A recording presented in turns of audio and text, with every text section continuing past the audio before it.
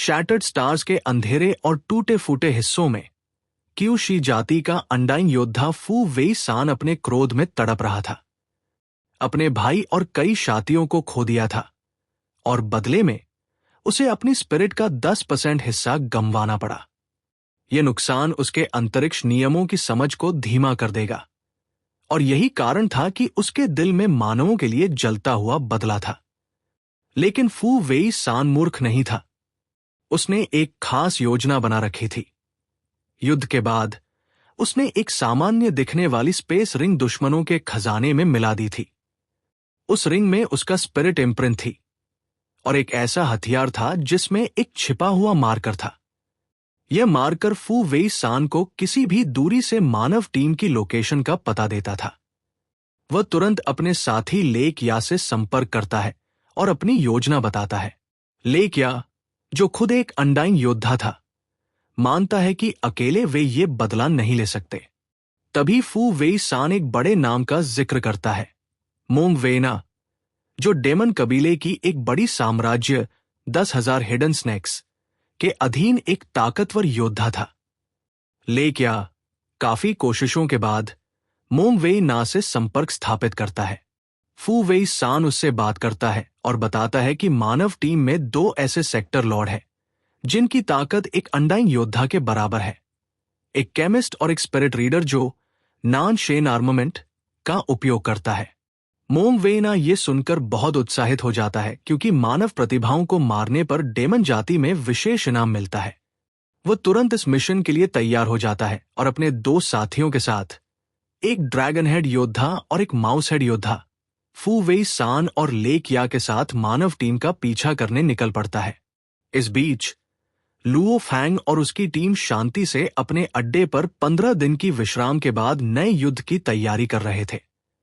वे एक बार फिर S9 ship में बैठकर शैटर्ड स्टार्स की खतरनाक लड़ाई में लौटते हैं। दूसरी ओर फू वेई सान, मोंग वेई ना और उनकी टीम शिकारियों की तरह इंसानी टीम की प्रतीक्षा में है। जैसे ही मानव टीम अपने इलाके से बाहर निकलती है, फू वेई सान उत्साहित होकर घोषणा करता है, वे निकल चुके हैं। मोंग वेई ना अपने साथियों को आदेश देता है, उन्हें चारों ओर से घेर लो, कोई भी बचने न पाए। C9 जहाज तेजी से उड़ रहा था। जहाज के अंदर हंसी मजाक का माहौल था, लेकिन लुओ फैंग एक कोने में गंभीर चेहरा लिए बैठा था। उसके स्कैनर ने बहुत दूर से 5 अंडाइन दुश्मनों का पता लगा लिया था, 3 डीमन क्लैन के पपेट और 2 की शी जाति के अंडाइंस। लुओ फैंग समझ गया था, यह हमला उसी पुरानी दुश्मनी का बदला है। उसने सोचा, अगर केवल कप्तान ताई वो और बाकी साथी होंगे तो हम इस लड़ाई में टिक नहीं पाएंगे। अब मुझे कुछ बड़ा करना होगा। अचानक चेतावनी का अलार्म गूंजा। जहाज पर हमला हुआ और वो टुकड़ों में बंट गया। सभी अपने हथियारों के साथ अंतरिक्ष में निकल पड़े। तभी सामने प्रकट हुए वे भयंकर शत्रु, एक सींग वाला विशालकाय ड्रैगन, एक चूहा मुख वाला राक्षस और उनके साथ मैंग वेइना, एक भयानक नाग जो डेमन क्लान का सबसे ताकतवर अमर था। इस बार वाकई में अंत है, ये बात सभी को समझ आ गई थी।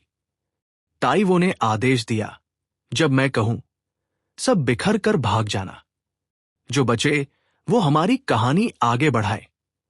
तभी मैंग वेइना प्रकट हुआ, एक 12 किलोमीटर लंबा, हरा, 6 पंखों वाला नाग। उसकी ठंडी आंखों में मौत नाच रही थी। लेकिन तभी लुओ फैंग ने अपना सबसे बड़ा ट्रम्प कार्ड निकाला, undying star eating plant, bloom. Luo Fang के मुंह से निकला शब्द और 1 मीटर का पौधा फैलकर सूरज जितना बड़ा हो गया। उसकी 100 सुनहरी लताएं पूरे अंतरिक्ष में फैल गई। तेज पत्तियां, विशाल बेले, और वह 5 दुश्मनों को एक झटके में अपनी पकड़ में ले चुका था। सभी शत्रु जैसे मछलियां किसी विशाल झाड़ी में फंस गई हों। वे छटपटाए, गरजे, लेकिन पौधे की सुनहरी पत्तियां उन्हें जकड़ती गई।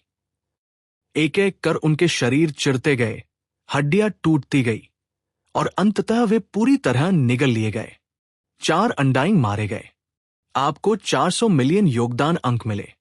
बाबाटा की आवाज गूंजी, लेकिन सबसे बड़ा खतरा अभी बचा था। मैंग वेइना अभी जीवित था। वो अपनी शक्तिशाली पूंछ और स्पेस लॉस का प्रयोग करके पत्तियों को पीछे धकेल रहा था। उसने लगातार डिस्ट्रेस सिग्नल्स भेजने शुरू कर दिए। पूरे डेमन क्लान को संदेश गया, मानव सेक्टर लॉर्ड के पास एक अमर स्टार ईटिंग प्लांट है। डेमन योद्धाओं के शिविरों में खबर जंगल में आग की तरह फैल गई। कुछ हंसे, कुछ पीछे हटे, पर 7 टीमें उसकी मदद के लिए निकल पड़ी। उनमें सबसे खतरनाक था ककून वुल्फ, एक ऑफिशियल लेवल का अनडाइंग।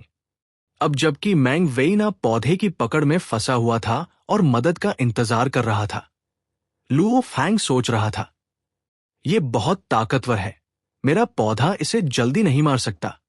मुझे समय चाहिए, और समय अब बहुत कम है। लुओ फैंग ने एक और खतरनाक निर्णय लिया। इस बार कोई चूक नहीं होनी चाहिए। नैनो टेक्नोलॉजी से बनी ब्लैक सोल्जर आर्मोर ने लुओ फैंग के शरीर को पूरी तरह ढक लिया। उसके हाथ में ब्लड शैडो ब्लेड और दूसरी ओर एक चमकती हुई 6 धारों वाली ढाल थी। अब उसका शरीर आम सेक्टर लॉर्ड से 1000 गुना अधिक ताकतवर हो चुका था, लगभग एक ऑफिशियल लेवल अनडाइंग जितना। वो बिजली की रफ्तार से मैंग वेइना की ओर बढ़ा। पीछे से उसकी टीम के सदस्य चौंक गए। वो एक सोल्जर है, इतनी तेज गति, वो ताइवो से भी तेज है। उनके लिए ये नजारा और भी चौंकाने वाला था, क्योंकि लुओ फैंग अब तक सिर्फ अपने स्टार ईटिंग प्लांट के लिए जाना जाता था। लुओ फैंग ने आदेश दिया। तुरंत पौधे की सुनहरी पत्तियां चारों ओर फैल गई और युद्ध का दृश्य छिपा दिया गया।